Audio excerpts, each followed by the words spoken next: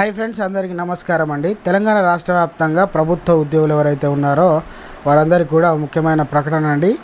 దానికి సంబంధించినటువంటి పూర్తి ఇన్ఫర్మేషన్ ఈ వీడియోలో వెళ్ళి తెలుసుకుందామండి.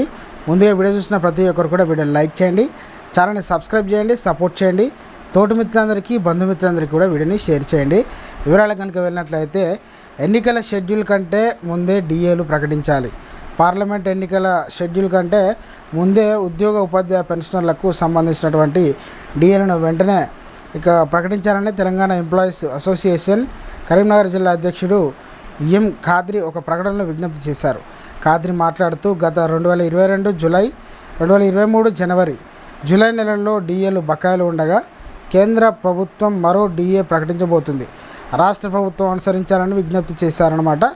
త్వరలోనే మనకు ఎన్నికలు ఉన్నందువల్ల దాదాపు ఒక 3 రోజుల తర్వాత మనకు డిఏల పైన ఒక మంచి ప్రకటన అయితే విడుదల చేయబోతున్నారు అన్నమాట మనకు సీఎం రేవంత్ రెడ్డి గారు.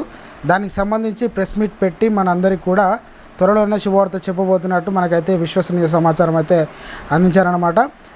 ఇది ఈరోజుటి